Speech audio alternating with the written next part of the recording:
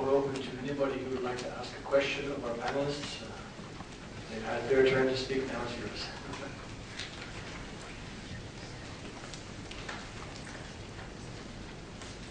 There's a gentleman over here.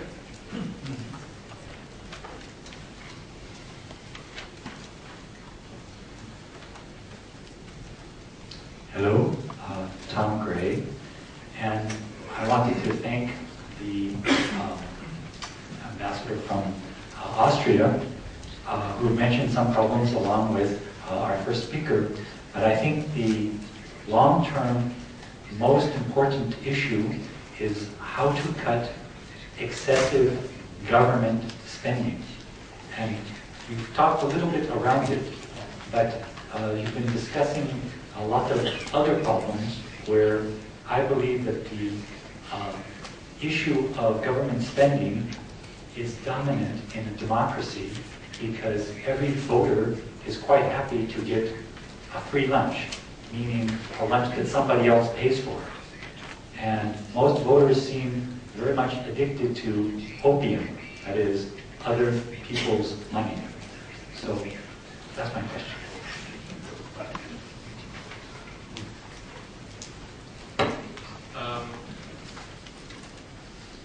Well, you clearly hit the nail on the head. We do have a long-term structural problem, and this is not new, of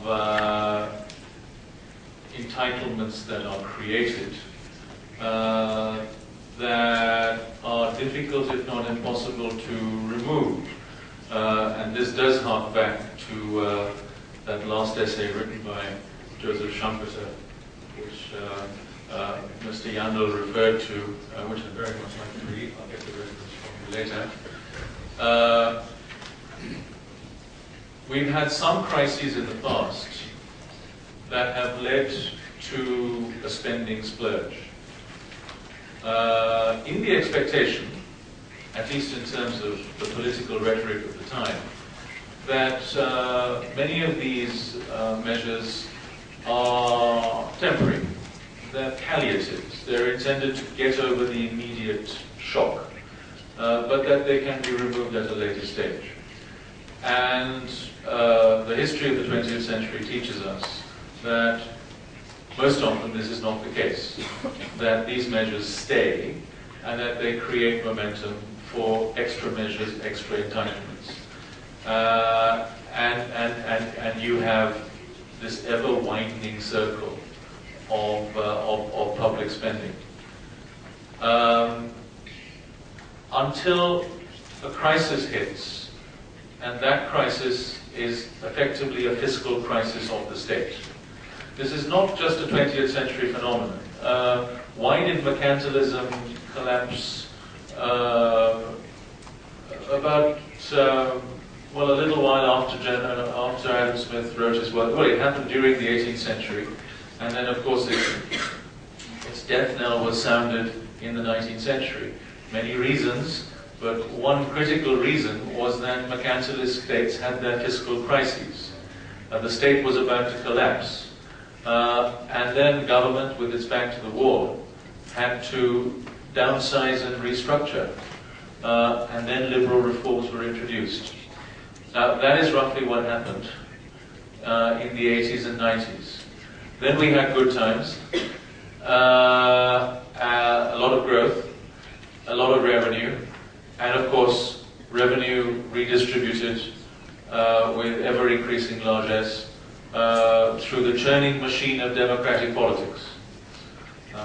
By the way, not just democratic politics. We're seeing something not too dissimilar happening in, for example, China today, and given the revenue windfall that the government receives. How do you prevent these cycles from repeating themselves and prevent us from lurching from one fiscal crisis of the state to another? Well, Hayek and other economic liberals of a constitutional disposition propose constitutional limits to government exercising this kind of discretionary choice in response to the clamor of minorities, special interests that is, but also majorities. We also know that in democratic politics that's very, very difficult to do. That's also next to impossible, to actually institute those limits. At the margins, some countries have tried to do that. That would be the ideal solution to this fiscal dilemma. In the meantime, it looks through, we will have to go through these cycles again and again. At the moment in the United Kingdom, we have an experiment where a conservative Liberal Democrat coalition, broadly centre-right coalition, is trying to push through more radical reforms to the state, aggregate public finance, as well as restructuring the delivery of a lot of state services, than almost any other country in the West. And there's a lot of squealing going on in Britain. I'm not sure the British are ready for the cuts that have come, given that the British have grown fat on the benefits of reasonably high rates of growth, which in turn were the product of the Thatcher Revolution, the supply side changes back in the 1980s. But even these reforms in Britain are, on the wider scale of things, quite modest. No one talks about them being particularly modest in Britain, but Mr. Cameron is talking about returning aggregate public spending to where it was as a percentage of GDP in about 2006, 2007. And the British state is not exactly small. It might be smaller than some states on the continent, but it's still very large. And we see the symptoms of this large state everywhere, including a very, very high pronounced dependency culture in the United Kingdom.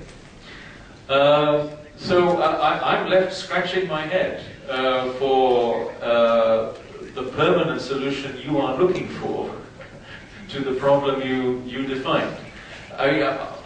Much of my work is in East and South Asia. There are similar phenomena going on out there. Take a country like India. India is growing at 9%. You have a huge awakening going on, much as V.S. Naipaul describes in his novels. You have the excluded in India, slowly, by degrees, becoming economically emancipated. And of course, this is a phenomenon in the hundreds of millions. But there's a government in New Delhi which isn't in the business of doing any reforms. It's in the business of taking these revenues and redistributing it to its vote banks, which is a constraint on Indian growth and on the quality of Indian growth. You have twists and turns to this story in other parts of the emerging world as well. Brazil is another example of that. There are rare examples of countries that, despite having high levels of growth, impose disciplines on themselves to prevent this kind of growth being squandered in the way you just outlined. Hong Kong and Singapore come to mind, where you have pretty strict limits on government spending in terms of creating entitlements. They will spend on things like education and roads and assorted infrastructure, but they will be very stingy when it comes to pensions and social security and healthcare in terms of state spending. I can give you examples from Chile, from New Zealand at the margin, where government puts restraints on its own temptations. But these are all small economies that are very much linked to the global economy, that are very much swayed by the ups and downs of the global economy. So those price signals coming from the outside get transmitted very quickly and impose a discipline on what these governments do. Governments in large countries and in medium-sized countries tend to behave more errantly. You are a small economy here in Slovakia. You have gained much from being part of the European single market. But at the same time, you have your hands tied somewhat by being part of common policies set in Brussels. intergovernmentally, for the most part. That leaves you with some leeway to experiment with domestic reforms. And I suppose my silver lining, I'm sounding very pessimistic, I know, but the silver lining I'm looking for in Europe and also in other parts of the world comes from, not so much from levels of authority far away and on high. So I'm not looking to the IMF or the World Bank or even the WTO for a solution to this problem. I'm not looking particularly to Brussels or to Berlin or to Paris for a solution to this problem. But I am looking to small countries who, with governments who perhaps are going to adapt more flexibly, more realistically to this fiscal dilemma. And I'm looking to municipalities and to state governments in some large countries, and it's happening in parts of India and it's happening in parts of China, to behave more responsibly than their counterparts on high, and set examples that can be emulated elsewhere. And I suppose the best example from Slovakia is, of course, the flat tax. Who would have thought? Theoreticians have been advocating the flat tax, and they've been accused of being, ivory tower academics, talking about something completely unrealistic. That was the situation before Eastern Europe joined the European Union. But then, as a result of the opening of this part of the world, we have something in reality that can be emulated, and that is being copied elsewhere. So I would be looking more for these decentralized bottom-up solutions to spread good examples.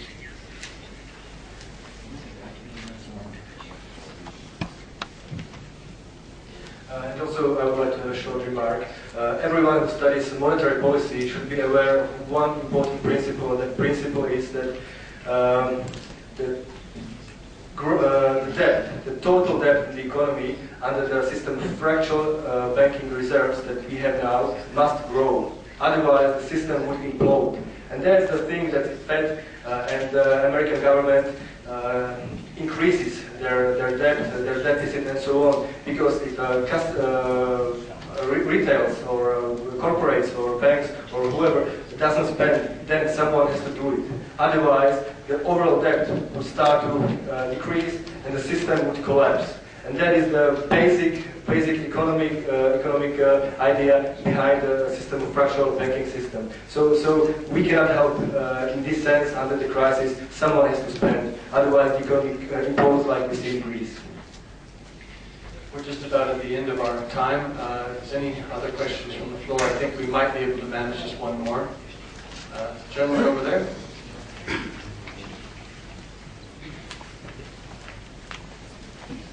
Martin Florian, Poznan. Mám otázku na pána Celiho, kde z prednášky bolo zrejme, že regulácií štátnej intervencie je príliš veľa a je to kontraproduktívne. Aj počas krízy sa vlastne ešte zväčšili tieto regulačné zásahy. Zároveň je jasné, že prostredie musí byť regulované štátom pre vynutiteľnosť práva a férovosť podnikania. Otázka je, aké priame zásahy štátu považujete za správne, akceptovateľné, ktoré by sa nemali nechať iba na tak? Ďakujem.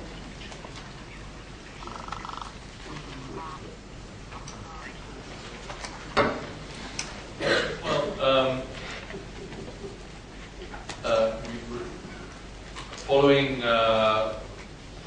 Youngel's injunction to think of the history of economic thought as a window to the present and the future, Adam Smith, in his Wealth of Nations, lists 3 functions of government, which in broad outline sum it up. What should be the legitimate agenda of government, as opposed to the illegitimate non-agenda of government. And that is to provide for peace and security, a sort of law and order function, which the market can't provide. Unless you happen to be a wacky American libertarian and believe the market can provide that, but that's another issue. It is to provide certain public goods. Now, one can define public goods in an all-encompassing, open-ended sense, and that list can be endless, or one can define it somewhat more narrowly. And if one is to incline to the narrower definition, it would be the provision of justice, as Adam Smith called it, which is essentially the rule of law.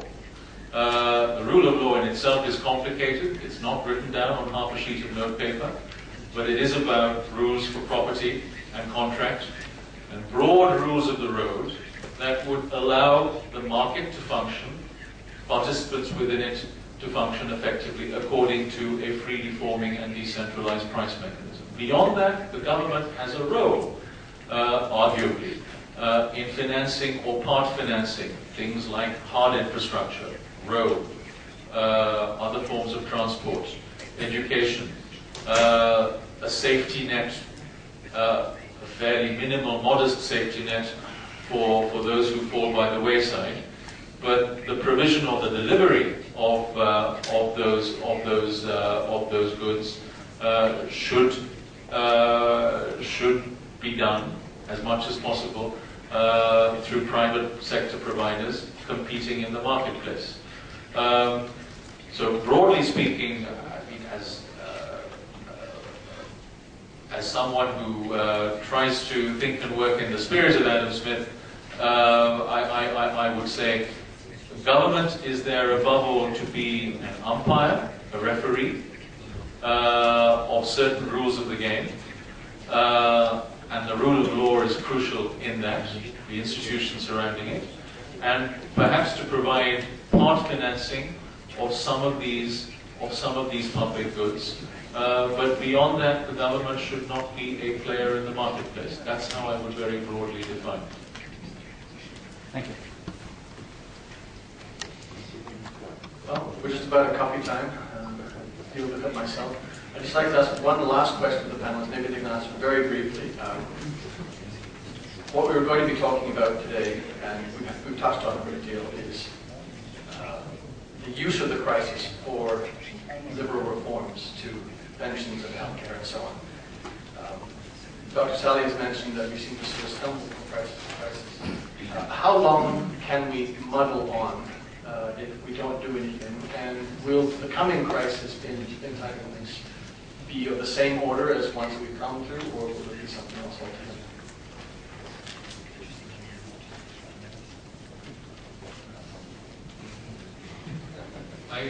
Why don't I let others tackle that easy question while I think about it?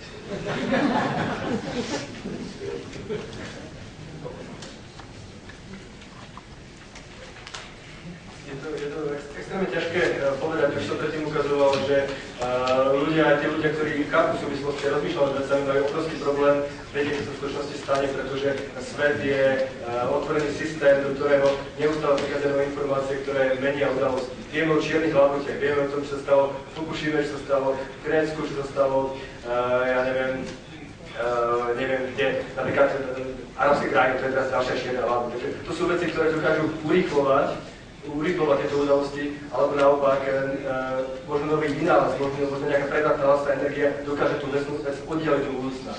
Ale ja si myslím, pri tom, ako som ukazoval na tých grafoch, že jednoducho situácia začína byť dosť zložitá a keď sa pozrieme na to, ako politici riešia momentálne problémy, tak vidíme, že prestupujú na miesto bez toho, aby mali akékoľvek systémové riešenie. Takže ja sa obávam tom, že skôr ako neskôr.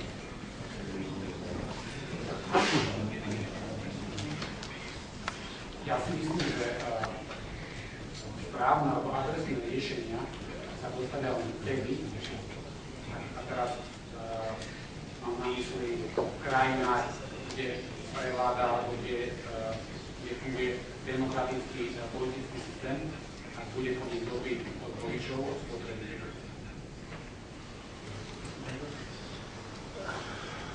Thank you. There's two possible answers.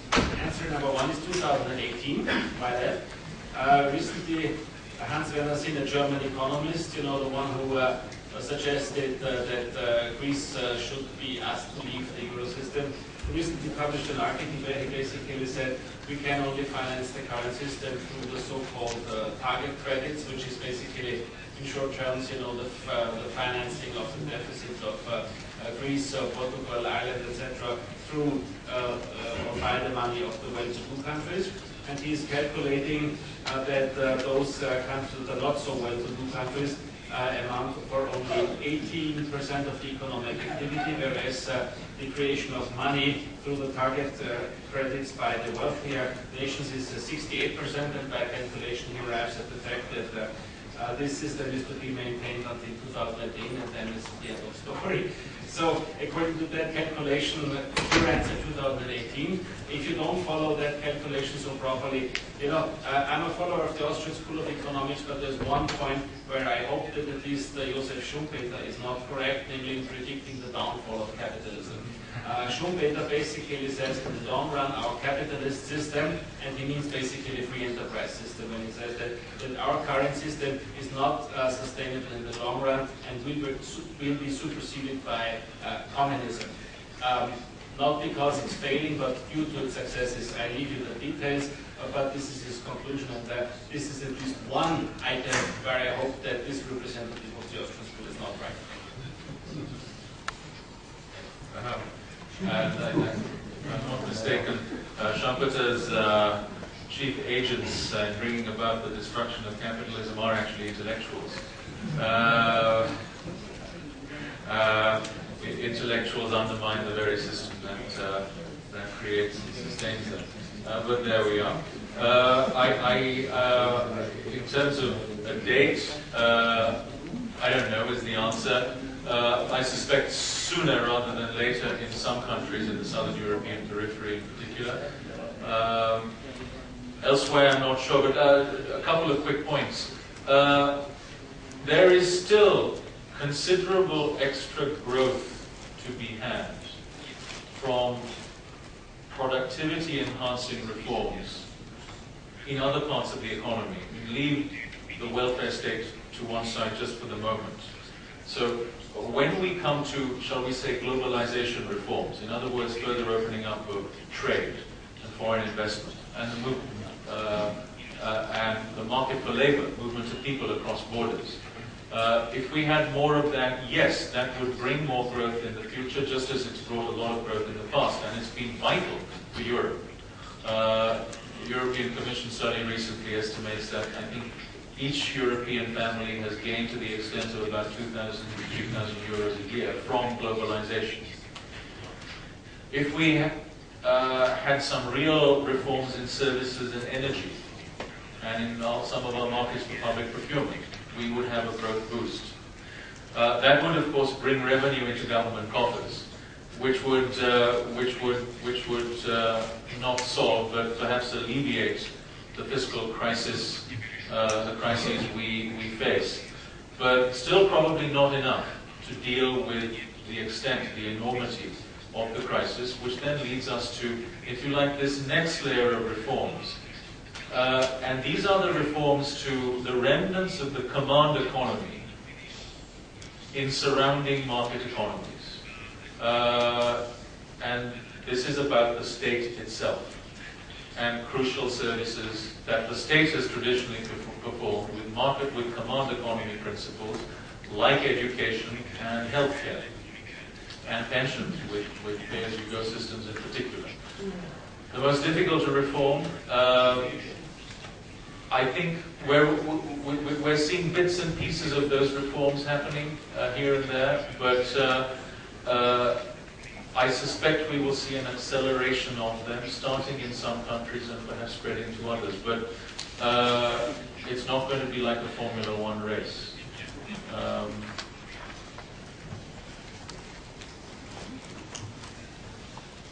I'd like to thank our panelists today for some very interesting insights and for coming to help us out. I'd like to invite you all to join us in a well-earned cup of coffee. No? Straight into the next one. So that's wait for your coffee.